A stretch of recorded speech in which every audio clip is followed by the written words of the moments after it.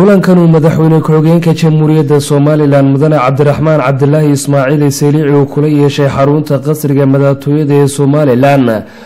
dhaqaatiirtan ka socotay jaamacadda Harvard University ee dalka Mareykanka ayaa ahaa mid muddo qaatay kaasi uu madaxweyne ku-xigeenku uga mahadnaqay booqashadooda kulankaasi uu madaxweyne ku-xigeenku la yeeshay kooxdan dhaqaatiirta ayaa waxa ku weelinayay wasiirka wasaaradda arrimaha gudaha ee Soomaaliland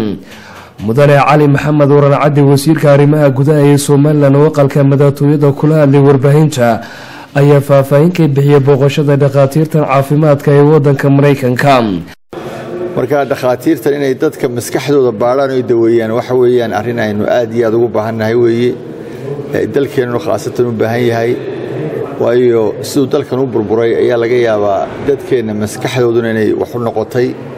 marka waxay naga caawin doonaan inay keenaan ama ay tababaraan dhaqaatiir fara badan oo Soomaaliland ah oo ka shaqeysa hawlaha iyo in iyaga laftoodu maadaama professors ay yihiin arrinta muxuu ahay si qoto dheer u yaqaana inay inaga kaalmeeyaan oo ay dhaqaatiir noo soo diraan aad iyo aadna waan ugu mahadnaqaynaa groupka David hogaaminayo waxaan leenahay welcome to Somaliland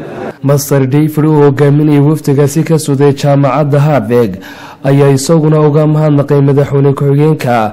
Somaliland waana uu sheegay inuu aad ugu faraxsan yahay inuu yimaado Somaliland. We've met many people, visited many facilities, and we recognize that mental health needs to be a priority in the country, addressing mental health. Master David maruu ka hadlaya adeegyada caafimaad ay u qaban doonaan shacabka Soomaaliland waxa uu ku tilmaamay inay ka caawin doonaan cudurrada ku dhaca maskaxda iyo waliba sida loogu baahan yahay dadka u asiibo cudurka dhimirku mulkiilaha cisbitaalka neerfaha Dr. Ciise ayaa isaguna ka hadlay booqashada dhaqaatiirtan.